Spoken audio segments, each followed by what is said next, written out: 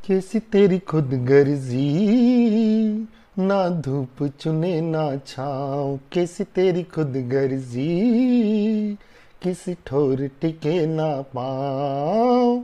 बन लिया अपना पैगंबर, तर लिया तू सात समंदर। फिर भी सूखा मन के अंदर क्यों रह गया रे कबीरा। मान जा रे फकीरा, मान जा। आजा तुझको पुकारे तेरी परछाइयाँ रे कबीरा। मान जा रे फकीरा, मान जा। सभी डिवाइन सोल्स को मेरा प्यार भरा नमस्ते। जी हाँ, बॉलीवुड सॉन्ग गाया है मैंने। एक्चुअली मैं सिंगिंग करता हूँ, जैसा कि मैंने आपसे शेयर की थी ये बात। लेकिन आज इस सॉन्ग को और इन पंक्तियों को गाने का क्या तात्पर्य है वो भी मैं आपसे बहुत जल्दी शेयर करूँगा। पहले थोड़ा सा लास्ट वीडियो से रिलेटेड मैं कुछ बात कर लेता हूँ आपसे, कि कुछ डिवाइन सोल्स को बहुत दिक्कत आ रही है, जिन्होंने मुझे कुछ ने मैसेज किया है कि हम अपने विचारों को कंट्रोल नहीं कर पा रहे। आप विचारों को कंट्रोल नहीं करना है, प्लीज़ बी ऑब्जर्वर, केवल ऑब्जर्व कीजिए। मैंने आपसे ये कहा था, न कि विचारों को कंट्रोल करने के लिए कहा था। विचारों को कंट्रोल करने की टेक्निक मैं आपको बताऊंगा, कैसे करना है, क्या करना है, ये हम बाद में सोचेंगे। दूसरा ये कि बड़ी अच्छी सी बात कही है, लेकिन मैं न तो इनका डिवाइन सोल का नाम लूंगा और न मैं इस बात को बताऊंगा कि उन्होंने क्या कहा है। इसके लिए मैं आपको एक छोटा सा महाभारत का प्रसंग सुनाऊंगा। मेरे फेवरेट है गीता जी, मैंने आपको बताया, और इसलिए महाभारत के कई प्रसंग मुझे कंठस्थ है, अच्छे तरीके से याद है, और मैं आए दिन आपसे उसको शेयर करता हूँ। देखिए, इंसान कहाँ गलती करता है। मैंने आपसे गए वीडियो के अंदर बात की थी, दो शब्दों के ऊपर जोड़ दिया था। The first one is acceptance and the second one is surrender.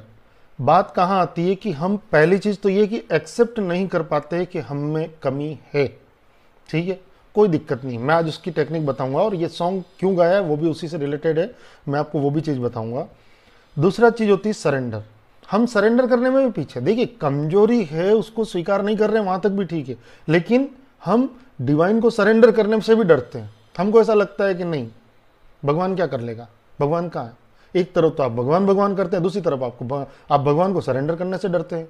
चलिए एक प्रसंग सुनाता हूं आपको महाभारत का, कि उद्धव का नाम सुना होगा आपने। उद्धव जो थे, अगर आपने बचपन में भी कहीं प्रसंग सुना हो कि श्री कृष्ण गोपियों को समझाने के लिए उद्धव को भेजते हैं ब्रिज में, कि आप उनको जरा समझा के आइए, वो मेरे बिना रह नहीं पा रही है और बार बार शिकायत कर रही कि कृष्ण आप वापस आइए, तो आप उनको जाके समझाइए। और फिर उद्धव जो उनको समझाने का प्रयास करते हैं, तो गोपियाँ उनको जिस तरीके से बेइज्जत करके, या जिस तरीके से उनको कि आप क्या जानते हैं प्रेम क्या होता है, या कृष्ण के प्रति हमारा क्या लगाव है, आप इस चीज़ को नहीं जान सकते हैं, तो यही बात वो लेकर के वापस चले जाते हैं और निराश होकर लौटते हैं कृष्ण के पास से। मैं उन्हीं उद्धव की बात कर रहा हूँ। उद्धव जो थे वो कृष्ण के सारथी थे।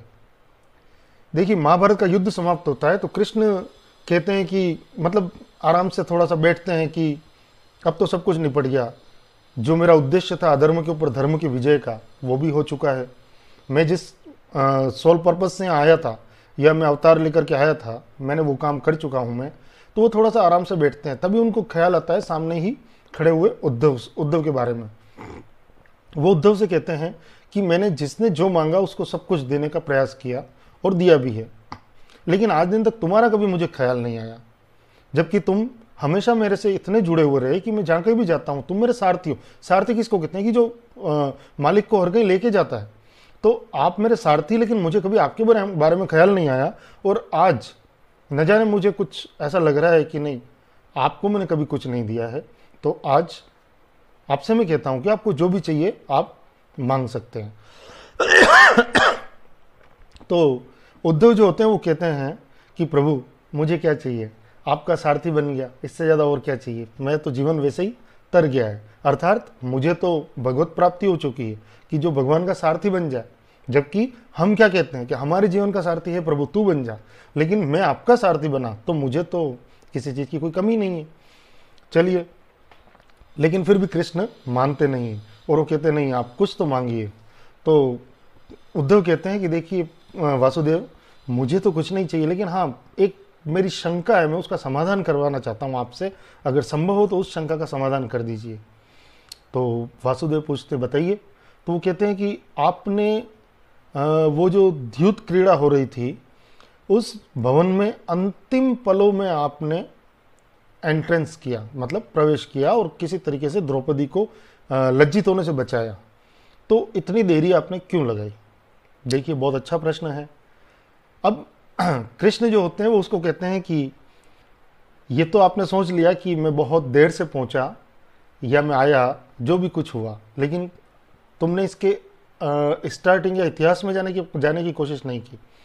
तो कृष्ण की इस बात पर उद्धव कहते हैं कि आप क्या कहना चाहते हैं मुझसे? तो कृष्ण कहते हैं कि देखो, जब आप, मतलब सबसे पहला क्या हुआ था कि युधिष्ठिर ने मुझे उस सभा में, उस भवन में आने से मना कर दिया था जहां पर द्यूत खेला जा रहा था। क्यों मना कर दिया था? क्योंकि वो गलत कार्य कर रहे थे। युधिष्ठिर कृष्ण के एज ए बड़े भ्राता थे, वो हमेशा उनको बड़े भ्राता के रूप में सम्मान देते थे। तो युधिष्ठिर ने उस कृष्ण को उस सभा भवन में आने से मना कर दिया जहां पर द्यूत खेला जाना था, और उनसे कहा कि हम सब भाइयों भाइयों के बीच में, मतलब वैसे हम बैठे हैं और खेल रहे। क्यों? क्योंकि उसको पता नहीं था, युधिष्ठिर को पता नहीं था कि पीछे पर्दे के पीछे क्या चल रहा है, या वो किस प्लान से इस द्यूत को खिलाया जा रहा है कि हमारे साथ इसका भविष्य क्या होगा। इसलिए हो सकता है उसने इस तरीके से ये कह दिया हो। तो कृष्ण को आने से रोक दिया। नंबर 2 चीज, जब उसको पुकारना था कृष्ण को, उसने तब भी उसको नहीं पुकारा। जब 5 भाई दाव पर लग गए, जब उसने महसूस किया कि अब तो कुछ भी नहीं बचा हमारे पास दाव पे लगाने के लिए, लेकिन तब भी उसने भगवान को नहीं पुकारा। यहां तक कि द्रौपदी को घसीट कर लाया गया, तब भी उसने भगवान को नहीं पुकारा कि आप आइए और मेरी मदद कीजिए, तब भी वो सरेंडर नहीं हुआ। और परिणाम क्या हुआ? यहां तक कि और बता दूं मैं कि द्रौपदी ने भी शुरू में कृष्ण को नहीं बुलाया। उसको विश्वास था कि मेरे 5 पति मतलब पूरी दुनिया को जीतने की ताकत रखते हैं, और उनके वो कौरव, मतलब उनके सामने कौरव मेरा क्या बिगाड़ लेंगे। ये सब 100 भाइयों के बराबर तो बल मेरे केवल एक पति के अंदर है, और मेरे ऐसे ऐसे 5 पति है, तो मेरा क्या नुकसान होने वाला है। इस थोड़े से ईगो के कारण उसने भी कृष्णा को आवाज नहीं दी, उसने भी नहीं पुकारा। लेकिन जब उसने देखा कि जब चीरहरण होने लगा है, उसकी इज्जत दाव पे लग रही है, तब उसने कहीं जाकर के अंततः उसने सोचा कि अब ये पति तो सब के सब निठल्ले बैठे, ये तो कुछ कर ही नहीं पा रहे, सब सर झुका के बैठे हुए हैं। तब उसने कृष्णा को आवाज दी और कृष्णा तुरंत ही उस सभा भवन में आए और द्रौपदी की लाज बचा ली। क्या समझते हैं इस कहानी के से क्या सबक मिलता आपको? यदि आप पहले ही सरेंडर कर देते। अब कृष्ण बताते हैं उद्धव को, देखिए बहुत प्यारा प्रसंग है। कृष्ण कहते हैं कि आप जो बात कर रहे हो, अगर युधिष्ठिर ने मुझे उस सभा भवन में आने दिया होता तो क्या मैं वहां इस तरीके से हाथ बांध के तातश्री, द्रोणाचार्य, धृतराष्ट्र, 100 कौरव, इतने बड़े बड़े राजा महाराजाओं के सामने द्रौपदी मतलब ये होते हुए मैं देख पाता? क्या मैं तुरंत कदम नहीं उठाता? आखिर मैं क्या हूं? भगवान हूं। लेकिन युधिष्ठिर ने मुझे आने से पहले ही रोक दिया, मतलब सरेंडर करने की उसकी हिम्मत ही नहीं हुई। और क्यों रोक दिया? क्योंकि वो गलत काम कर रहा था, द्यूत खेल रहा था, इसलिए रोक दिया। नंबर 2, अगर वो चाहता तो मुझे किसी श्रेष्ठ पे बुलाता। देखिए वहां पर दुर्योधन ने बड़े विवेक से काम लिया। कृष्ण ने दुर्योधन की यहाँ पे तारीफ की। क्यों तारीफ की? कि उसने विवेक से क्या काम लिया कि उसने खेला तो सही द्यूत, लेकिन पास से किससे फिकवाया? शकुनी से। वहां उसने विवेक से काम लिया। क्यों?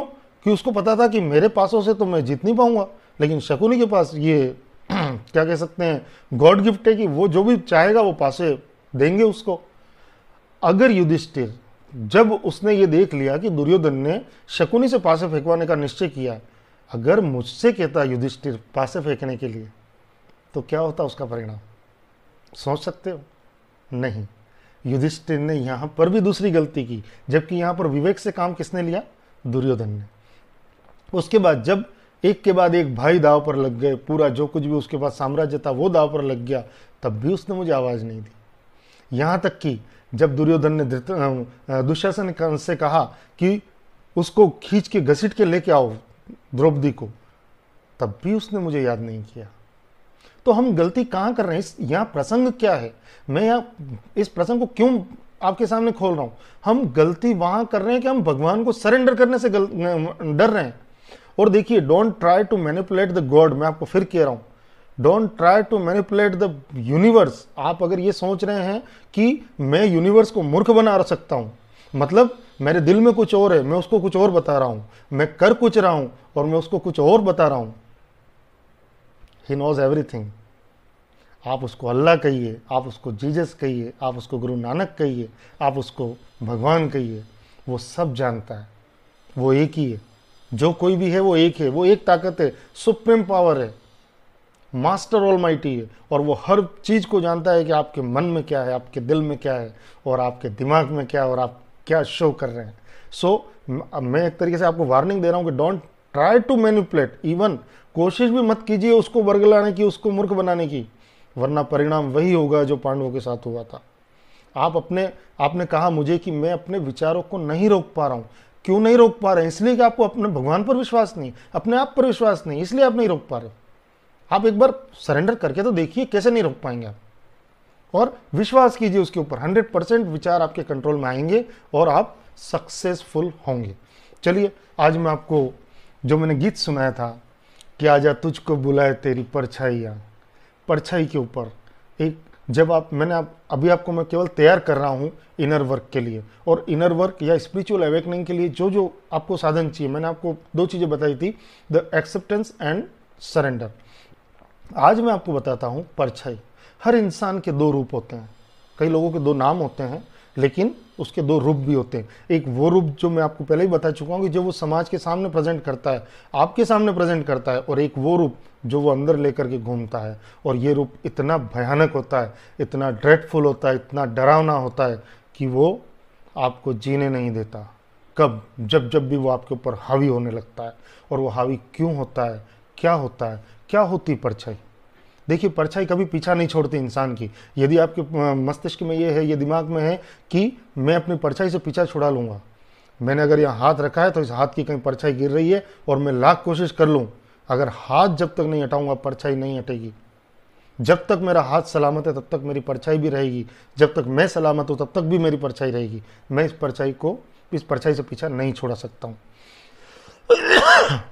अच्छा, परछाई एक तो ये फिजिकल परछाई जो आपको दिख रही है, लेकिन हमारी आत्मा के अंदर, हमारे दिल के अंदर, हमारे अंदर भी एक परछाई होती है जो हमारी ही शेडो होती है, जिसको हमने कभी देखने का प्रयास नहीं किया। अगर आपने कोई मूवी देखी हो तो उसमें डबल रोल होता है, एक अच्छा होता है और एक बुरा होता है। देखी होगी कई हमने डबल रोल वाली मूवीज। वही हम भी है। एक वो है जो मैं आपको प्रेजेंट कर रहा हूं आपके सामने, और एक वो हूं मैं जो मैंने उसको दबा रखा है, छुपा रखा है, आपसे हाइड कर रहा हूं मैं उसको। That is my shadow. हो सकता है, मैंने आपको उस दिन भी कहा था कि मैं आपको कह रहा हूं कि मैं झूठ नहीं बोलता हूं, लेकिन हो सकता है मैं झूठ बोलता हूं। That is my shadow. और उस शेडो क्या मतलब, वो जो शेडो है वो क्या है? वो आपको कभी भी जीने नहीं देगी जब तक आप उस शेडो के ऊपर वर्क नहीं करेंगे। देखिए, शेडो की पहचान बताता हूं। शेडो क्या होती है? आपको शेडो रूप क्यों शो करना पड़ता है? क्यों आप अपने हकीकत को छुपाते हैं? रीजन बताता हूं। कुछ ये एक्चुअली रिलेटेड होता है बचपन से, आज से नहीं है रिलेटेड। एक बच्चा है जो, मान लीजिए उसकी कैपेसिटी सबसे आगे पिक्चर देखने की, छोटा सा उदाहरण बता रहा हूं, मतलब सबसे सस्ता टिकट परचेस करने की, लेकिन जब वो अपने दोस्तों को कहता है कि मैंने तो बॉक्स में या बालकोनी में या सुपर डिलक्स में बैठ करके मूवी देखा, वहीं आपने पहली गलती कर दी। यदि आप उस दिन सच बोल गए होते तो वो एक परछाई आपके अंदर, शेडो आपके अंदर क्रिएट नहीं होती। जस्ट एज आप बर्थडे मना रहे हैं किसी सिंपल रेस्टोरेंट में, एक सिंपल रेस्टोरेंट में जाकर के बर्थडे मनाइए, आपने खाना खाया, सिंपल सा। क्या होता है बर्थडे? दिल की खुशी होनी चाहिए। Birthday is not cutting cake.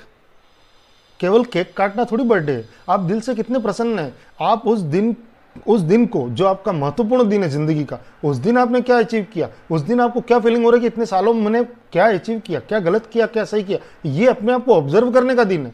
आप उसको बर्थडे के रूप में कि नहीं साहब उस दिन तो हम पटाखे छोड़ेंगे, उस दिन बलून फोड़ेंगे, हम केक काटेंगे, this is not birthday celebration. तो यदि आप एक सिंपल रेस्टोरेंट में देखिए, आपका इकोनॉमिक स्टेटस इतना ही है कि आप एक सिंपल रेस्टोरेंट में जाकर के खाना खा सकते हैं फैमिली के साथ और आप बर्थडे सेलिब्रेट कर सकते हैं। लेकिन आप अपने दोस्तों को कहते हैं, we were in resort yesterday and celebrated my birthday very beautifully. You are creating shadow, और शेडो जस्ट क्या है, एक ग्राइफ है, एक वुंड है। वो वुंड आपके अंदर रह जाएगा। दोस्त को तो बोल दिया आपने, लेकिन जिस समय दोस्त से अलग होगे वो चीज़ आपको याद आएगी कि मैंने यार उसको बोल दिया। अच्छा, एक झूठ बोलने के लिए आपको 10 झूठ बोलने पड़ते हैं। हो सकता है दोस्तों ने पूछ लिया आपको किस रिजॉर्ट में, फिर आप पहले से कई बार प्रिपेयर होके जाते हैं कि यार सबसे बड़ा रिजॉर्ट कौन सा है, उस रिजॉर्ट का नाम ले लेते हैं। फिर उसको हो सकता है आप सर्च भी मार लेते हैं गूगल पे कि वहाँ कैसे क्या मिलता है खाना, क्या सिस्टम है। क्यों? क्योंकि झूठ बोलना है आपको, आप प्रिपेयर होके गए, आप अपनी शेडो खुद क्रिएट कर रहे हैं। तो जब आप यही चीज़ देख लीजिए, कई लोग होते हैं अपना रिजल्ट नहीं बताते हैं कि साहब मैं तो टॉप आया हूँ क्लास में। अब मैं जानता ही नहीं कि वो किस स्कूल में पढ़ता है, चलिए जान लेता हूँ किस स्कूल में पढ़ता है, जान लेता हूँ कि किस क्लास में पढ़ता है, लेकिन मैंने उसका रिजल्ट तो देखा नहीं। वो रिजल्ट नहीं दिखाएगा, केवल कहेगा I am top, I got the highest marks.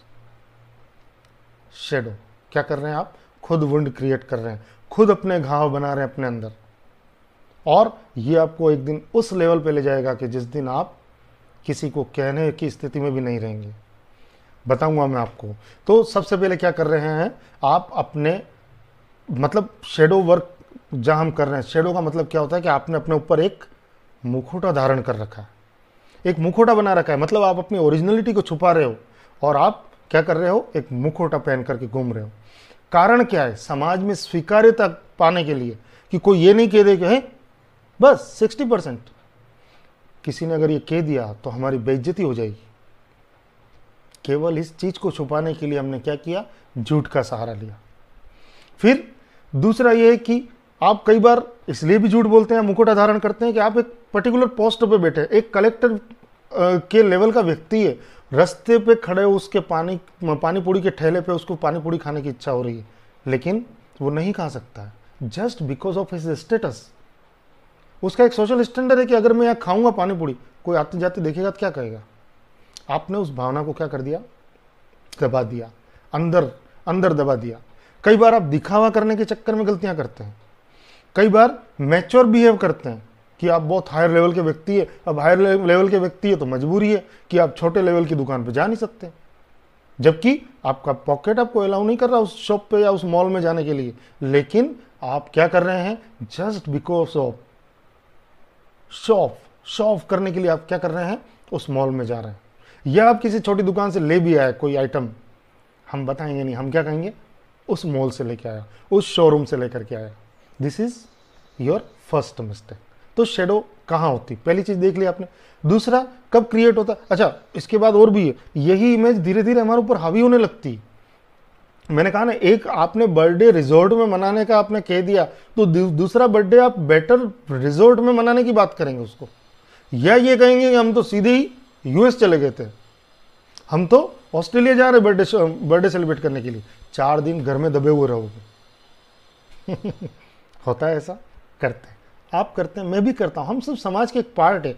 लेकिन अच्छा, ये फिर ये जो वुंड होता है वो मैंने आपको बताया कि जब आप अकेले होते हैं तब ये बाहर आता है।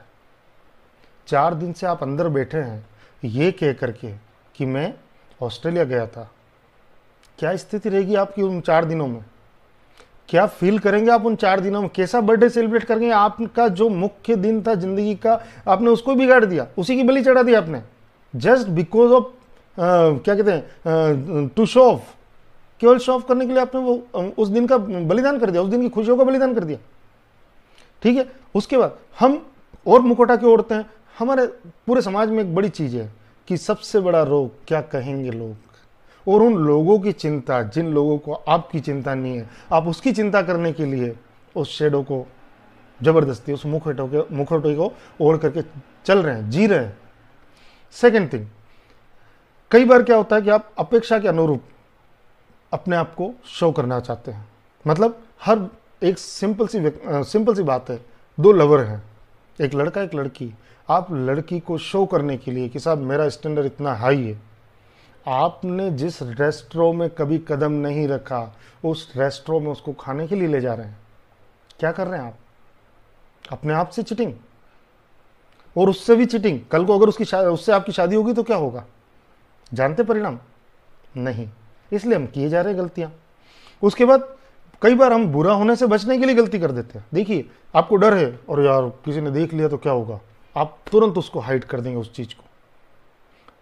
आपको ऐसा लगा कि यार सब तो क्या कहते हैं, सी देखने जा रहे हैं, सी शोर पे जा रहे हैं, और उस सी शोर पे आपको पता है कि आप पानी से डरते हैं। आप क्या करेंगे उस समय? अपने डर को छुपाने का प्रयास करेंगे। आप हाइट से डरते हैं, अपने डर को छुपाने, और उसको छुपाने के लिए आप क्या करेंगे? कोई झूठ बोलेंगे, और वही झूठ आपके अंदर क्या करेगा? एक वुंड बना देगा, एक घाव बना देगा, और वो ऐसा घाव जो कभी भी नहीं निकल पाएगा। जब आप अकेले होंगे तभी वो निकलेगा।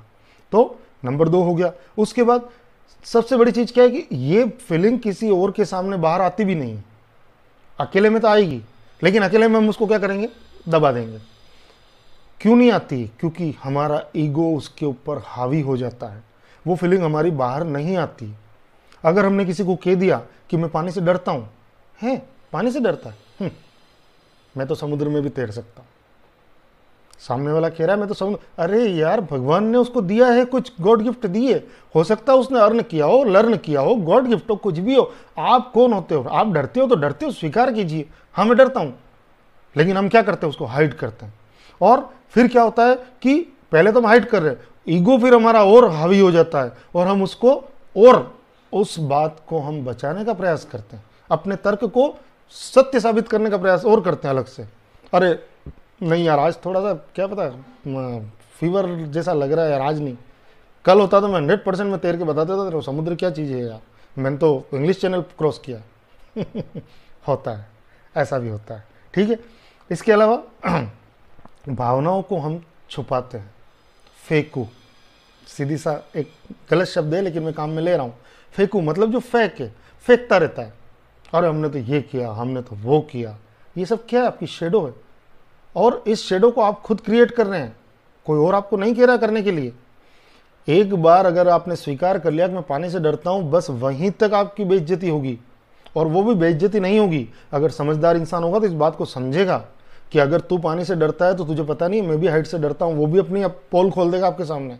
लेकिन चूंकि आपने छुपाया है, वो भी छुपाएगा। जैसी आप एनर्जी देंगे, मैंने आपको कहा था ना उस दिन, न्यूटन का लॉ ऑफ ग्रेविटेशन क्या कहता है? जो आप फेंकेंगे वही तो आपके पास आएगा। बोया पेड़ बबूल का, तो आप आम कहाँ से हो? ठीक है। तीसरी चीज होती है कि हर इंसान के अंदर, मैं आपको वैसे इस टॉपिक के ऊपर कम से कम 3 या 4 पार्ट बनाऊंगा, कि हर इंसान के अंदर 2 तरह की एनर्जी होती है। एक मैस्कुलाइन होती है और एक फेमिनाइन होती है।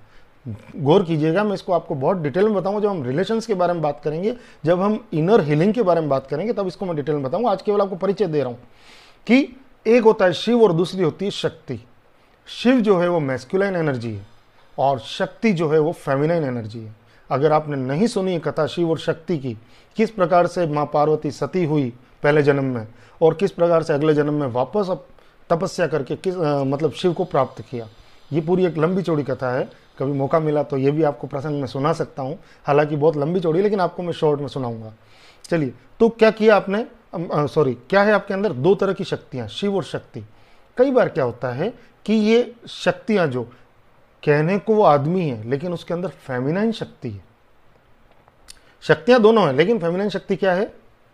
हावी है या थोड़ी ज्यादा है।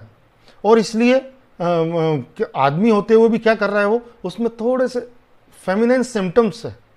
सिम्टम्स क्या है? कुछ भी हो सकता है, ये पॉजिटिव भी होता है, आप इसको नेगेटिव भी मत लीजिए। जब मतलब जब तक ये नुकसान पहुंचाने वाली नहीं है तब तक ये नेगेटिव भी नहीं हो सकती। क्या है कि वो मान लीजिए खाना बनाना जानता, मैं भी आदमी हूं, मैं भी खाना बनाना जानता हूं, और मैं बहुत अच्छा स्वादिष्ट खाना बनाता हूं, तो इसका मतलब ये थोड़ी है कि आपकी फेमिनाइन एनर्जी आपको नुकसान पहुंचा रही है। लेकिन नुकसान तब पहुंचाती है कि जब आदमी होकर के आपके अंदर आदमी वाली क्वालिटी नहीं होती है। नहीं होती वहां तक भी ठीक है, आपने उसको कभी अर्न करने का, कभी प्राप्त करने की कोशिश नहीं की, ये भी आपकी एक वुंड पैदा कर देता अंदर। फेमिनाइन है, आप औरत है, और आप में मर्दों वाली क्वालिटीज है, आपने उसको थोड़ा सा दबाया नहीं, और फेमिनिन क्वालिटी को उठाया नहीं। मैं आपको बताऊंगा इसके लिए चक्रा हीलिंग बहुत ही ज़बरदस्त सॉल्यूशन है। हालांकि होता है फिर कुंडलिनी अवाकनिंग वगैरह भी होता है, लेकिन मैं आपको एक साधारण इंसान को इस फिजिकल वर्ल्ड में जीने के लिए चक्रा हीलिंग बहुत कंपलसरी है। और मैं आपको बताऊंगा कैसे होती चक्रा हीलिंग और हमारे कौन कौन से चक्र हैं हमारे अंदर और ये चक्र कहाँ क्यों जरूरी है इनको बैलेंस करना। तो कई बार क्या होता है कि कोई पर्टिकुलर एनर्जी फेमिनाइन या मैस्कुलाइन एनर्जी हावी होती है, तो भी हम इस चीज को छुपाते हैं। औरत है, अच्छा देखिए इन चक्रों की और विशेषता होती है कि ऊपर के जो 3 चक्र होते हैं वो फेमिनाइन चक्र होते हैं, नीचे के 3 चक्र होते हैं वो मैस्कुलाइन होते हैं। जब आपके अंदर आप आदमी और आपके अंदर फेमिनाइन चक्र अगर एक्टिव है, और एक्टिव तो सभी चक्र है लेकिन ओवर एक्टिव है, और मैस्कुलाइन चक्र अगर लोअर एक्टिव है, तो क्या परिणाम होगा, आपके अंदर वो जो मर्दों वाली क्वालिटी है थोड़ी कम होगी। और तभी हम छुपाने की कोशिश करेंगे। आदमी कभी डरता नहीं है, डरती औरत भी नहीं है, मैं ये नहीं कह रहा हूं कि औरत डरती, लेकिन भगवान ने आदमी को इस तरीके का बनाया है कि वो हर चीज को सहन कर लेता है। बड़ा से बड़ा गम हो उसके आंसू नहीं आते हैं, लेकिन अगर आपके आंसू आ रहे हो और आप छुपा रहे हो तो एक बहुत बड़ा आप अपने साथ ही इनजस्टिस कर रहे हैं। अगर आ रहे हैं रो दीजिए, निकाल दीजिए इसको। किसने कहा कि आपको रोना नहीं चाहिए? कौन कहता है? रोना चाहिए। रोएंगे नहीं तो आप हल्के कैसे होंगे? और आदमी है तो किसने कहा कि आपके ऊपर यहाँ छप्पा मार रखा किसी ने कि आपका रोने का अधिकार नहीं? आपको रोना चाहिए, आपको निकालनी अपनी उस फीलिंग को। अब हम देखते हैं कि ये सब शेडोज है, मैंने आपको बता दिए वैसे मैक्सिमम। इन सब के ऊपर आप ओवरकम कैसे करेंगे? आखिर इनको जीतना भी तो है। चक्रा हीलिंग में आपको बाद में बताऊंगा, लेकिन मैंने आपको एक होमवर्क दिया था कि 10 से 15 मिनट 20 मिनट जितनी देर बैठ सकते हो अपने अंदर झांकने की कोशिश कीजिए, अपने अंदर देखने की कोशिश कीजिए। लिस्ट बनाइए कि मेरे अंदर ये कमियां है। मैं वास्तव में तो कमजोर हूं, लेकिन मैं दुनिया को दिखाता हूं कि मुझसे बड़ा कोई ताकतवर व्यक्ति नहीं है। मैं वास्तव में तो झूठा हूं, लेकिन मैं दुनिया के सामने दादागिरी से कहता हूं कि मेरे से ज्यादा सच कोई बोलता ही नहीं है। मैं वास्तव में मतलब ये आप जब निकालने बैठेंगे तो आपके अंदर बहुत सी कमियां निकलेगी। मैंने निकाली है, और एक नहीं हजारों कमियां निकली मेरे अंदर। एक एक कमी के ऊपर मैंने धीरे धीरे धीरे धीरे वर्क किया। एक दिन का काम नहीं है ये। अच्छा एक बात और बता देता हूँ, इसको रोज करने का प्रयास मत कीजिएगा, वरना ये आपको, क्योंकि जिस दिन भी आप इनर हीलिंग ये करेंगे, शेडो वर्क करेंगे, उस दिन आप एकदम लो एनर्जी में आ जाएंगे, और लो एनर्जी का परिणाम कुछ बुरा भी हो सकता है। इसलिए आपको रोजाना ही वर्क नहीं करना है। महीने 1.5 महीने में कभी भी एक दिन अपने आप को दीजिए कि आज मैं अपने, और इसको करना क्या है, बचपन से लेकर के लिस्ट बनाइए शांति से।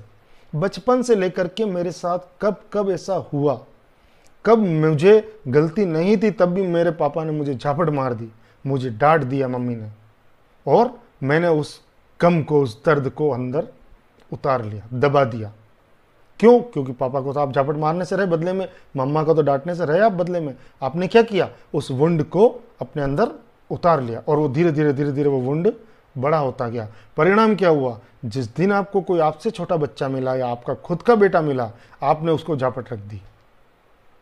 क्या हुआ, विद्रोह की भावना आपके अंदर दबी हुई थी, और वही तो बाहर आके निकली। अगर आप उसी समय उसको, या तो सच थे तो एक बार कोशिश करते मम्मी पापा को कहने की कि नहीं मम्मी मैंने ये गलती नहीं की, नहीं पापा आपने मुझे गलत मारा। वास्तव में आपके पापा आप पे विश्वास करते, उस बात की तह तक जाते कि आखिर गलती किसकी हुई। हो सकता है वो चल रहे थे, उनके टकराने से गिलास गिर गया, लेकिन बेटे आप पास थे, उन्होंने आपको झापट मार दी।